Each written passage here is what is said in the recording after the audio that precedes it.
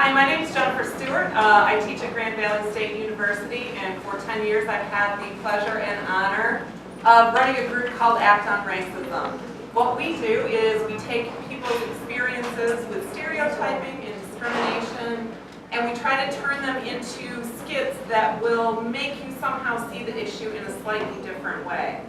So the first skit we're going to do for you tonight is a skit called Mean Girls. When we started our work together this semester, we talked a lot about identity and how race and ethnicity both shape our identity, but aren't the totality of who we are. We talked about the fact that we don't necessarily like when people think they know who we are based on what our race or ethnicity is. We don't like when people tell us what we should like, what we should think, who we should be, or who we should aspire to be. So, in this next skit, we're going to talk a little bit about the issue of stereotypes. And just a reminder, please don't touch the hair. Act 1, Mean Girl. Yeah, I was kind of mad, but I was like, whatever. Hey guys, I haven't seen you forever. Hey. This is my friend Egypt. She's new to the school. Hey. Egypt, this is Carla and Itzel. Hey. Hi. Egypt. So, your name's Egypt. Yeah. So, are you really from Egypt? No. Where are you from? Grand Rapids, What about your parents?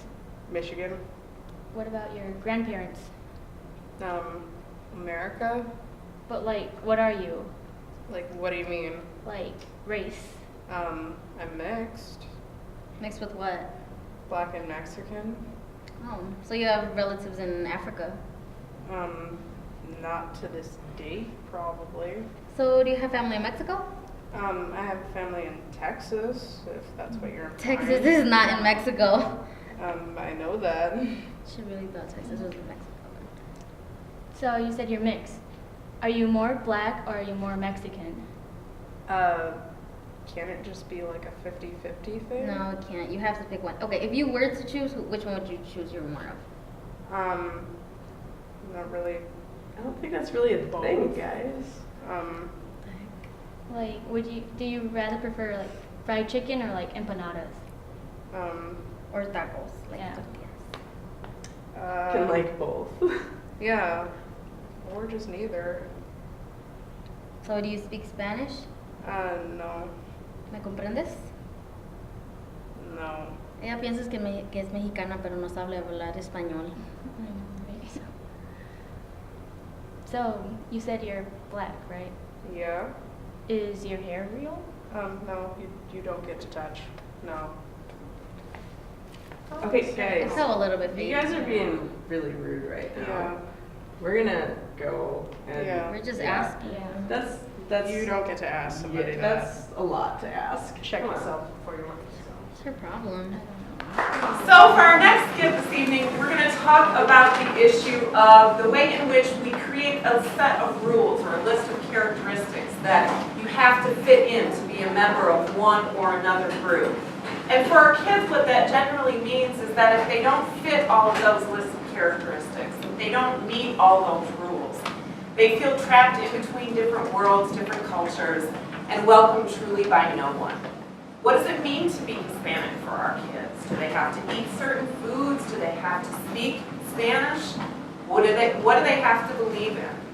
Or could we just accept them for who they want to be and who they're trying to be someday? Act 2, meet the grandparents. Oh my God, Carla's coming. It's been so many years since we've seen her. ¿Está abierto? Hi, Pa. Hola, mija. Hi, Mom. Hola. Buenas Hola. turtles. Hola, mijo. Hola, ¿cómo estás? ¿Tienen hambre? Yeah. Are you guys hungry? Yeah. Are you hungry? Sort of. Hay comida en la cocina. Tomás tienen que calentar las tortillas en el comal. What's a comal? No, comal? Oh, it's like the skillet where you heat up tortillas. Do you want to? Here. Come on, let's go. Do you want to come to the kitchen with us? Okay. Has Gilberto yet have not learned Spanish?